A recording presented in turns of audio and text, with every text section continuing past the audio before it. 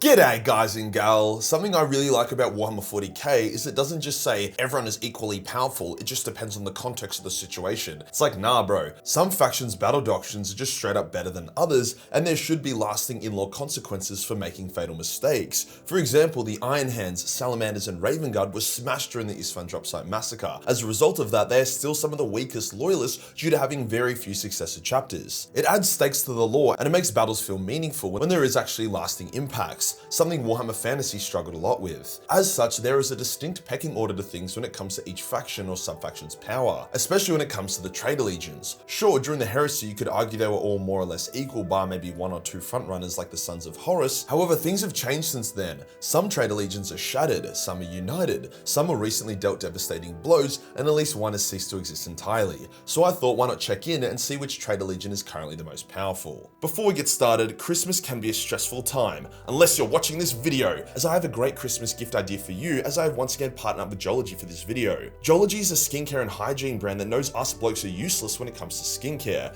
We want nice, smooth, healthy skin, but all the cleaners, exfoliants, moisturizers and so on get so confusing. So Trilogy asks us to fill out a survey, then sends a custom skincare routine to your door with easy to follow instructions. I've used Trilogy for years and I'm shocked by the results. I genuinely think my skin looks better now than it did 5 years ago. Their moisturizers aren't greasy, they use scientifically backed ingredients, they don't stink, it's unreal. Trilogy also has a range of natural, nice smelling deodorants, shampoos, body washes and so on. So you have so many options to choose from as a perfect Christmas gift to someone that wants to look after their skin but has no idea where to start. The best part is that by using my link and code Majorkill70, you'll get 70% off the first skincare package as well as 50% off an additional product of your choice. Cheers to Trilogy for sponsoring this video. Today we'll rank each of the Traitor Legion's power in the current setting to determine who is currently King Dick. Let's get into it.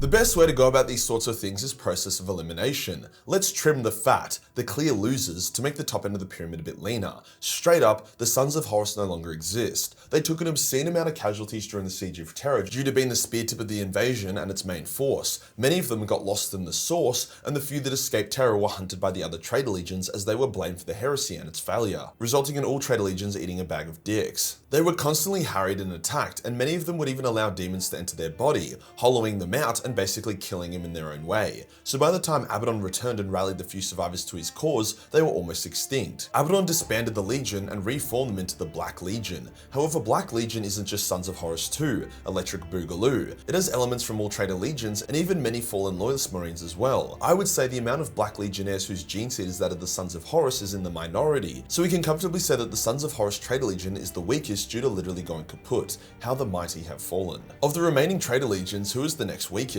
This next one is tough as they're both pretty useless at the moment. Enter the Emperor's Children and the Night Lords. Neither Legion has their Primarch anymore, either because they're dead or they can't stop jerking off on their own private pleasure planet. They also both have incredibly low numbers. The Night Lords were fucked hard during the Heresy, first in the Thramis Crusade, then on Pythos, then in the Siege of Terror, and finally the Ultramarine invasion of Zagwelsa. They are scattered into various warbands who are fighting to survive. The Emperor's Children have a bit more cohesion, but up until recently were having gene seed problems and struggle to recruit. Combine that with the fact that they hate being told what to do or uniting to achieve a greater goal, and you end up with a pretty useless legion. I will have to say that the Emperor's Children are the next weakest, as the Night Lords have recently united back into a legion under the command of Decimus, an extremely powerful warrior who can see the future in extremely accurate detail, whilst the Emperor's Children are still running around spinning their dicks around like helicopters and railing copious amounts of space coke. However, with them being announced as the next Traitor Legion to get the spotlight, combined with the fact that they recently were given a shitload of pure Emperor's Children gene seed, I expect them to shit up in the rankings soon,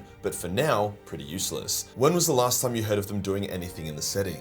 This next one might ruffle a few feathers, but that is what I do best. The Alpha Legion is the next strongest or weakest, depending on how you look at it. Now the Alpha Legion is huge, they recruit like maniacs, their gene seed is stable, and they didn't go to the Eye of Terror after the siege, which has caused a lot of recruitment issues for the other Traitor Legions. However, the Alpha Legion is also extremely fractured and divided, split into hundreds of warbands that have different goals and objectives. Some are full chaos humping weirdos, some are genuine loyalists, with the rest fitting in between the scale. To complicate it further, Amigan hasn't been seen for ages, and his loyalty is still also also up in the air. So whilst the Alpha Legion is a very powerful legion, it can't focus its strength, which is why it hasn't seemed to have actually done a whole lot since the end of the heresy, with half of its actions seemingly to be actually helping the loyalists. The next spot is once again a tough one, a near tie between the World Eaters and the Thousand Sons. I say this because both legions have been very active and both have a very powerful demon Primarch leading them. However, their actual legion sizes are tiny. The Thousand Sons have a very hard time recruiting as they have very little gene seed and most of them are dusty Rubik Marines. The World Eaters are just retarded and fight like berserkers, with very little thoughts given to logistics and gene seed.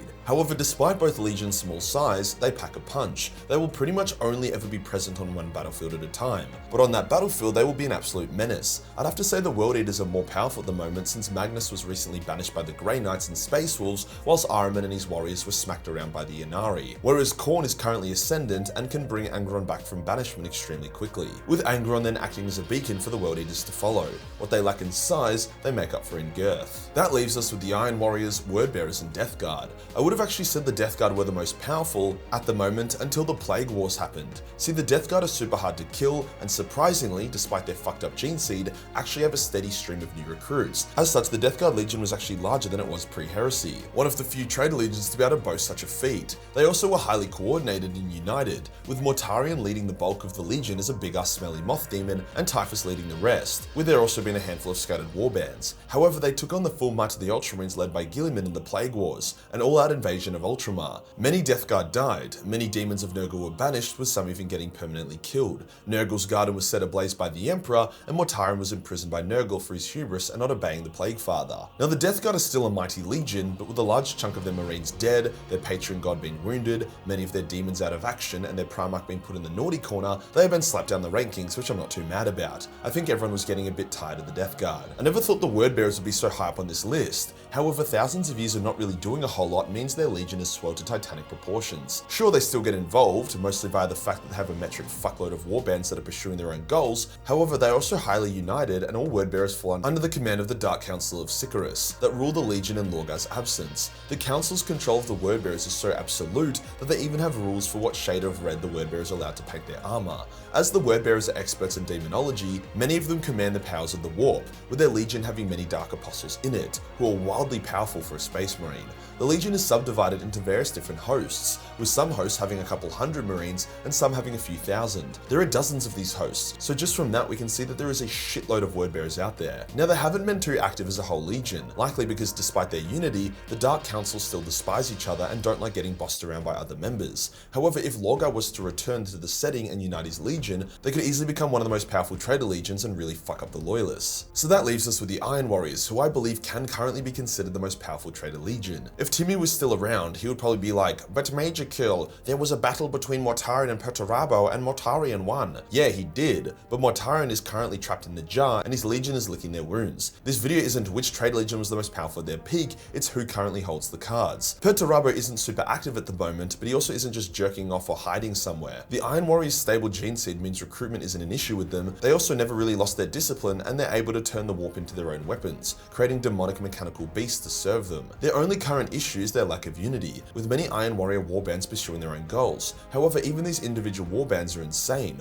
with Warsmith Honsu, a single Iron Warrior warsmith, threatening Ultramar itself. In a similar vein to the Wordbearers, if Perturabo gets off his big metal ass, the Iron Warriors will be a massive threat, which is something I do believe we'll see relatively soon. Basically, I've judged this ranking based on, if a legion brought its full might to bear in its current form, how powerful would it be, and in that instance, I do believe the Wordbearers and Iron Warriors have the edge. As a bit of a bonus round, how does the Black Legion fit into things? Well, the Black Legion is massive, as it recruits from all other legions as well as fallen previously loyal Marines. It also gets favour from all Chaos Gods and Demon Primarchs, and recently formed a strong alliance with the Dark Mechanicum via Vashtor, giving it even more weapons and power, such as the Arcs of Omen. The Black Legion, despite having no Primarch, would probably be the most powerful Traitor Legion, as evidenced by how much they have achieved, whilst the other Traitor Legions have just been fondling their balls. They seem to have the most Legionnaires, the best weapons, the most motivation, and so on. Not to mention Abaddon would be near Primarch power by now, with all the power boosts and Kool-Aid he's been drinking. If you enjoyed the video and you want to support the channel, then pick up a Major Mini for 30% off during our Black Friday sales, or indulge in some dope as hell Majorkill Christmas merch. Hit the subscribe button and hit the real subscribe button for more betraying content. Join the Discord for more memes and I'll see you in the next one. Peace.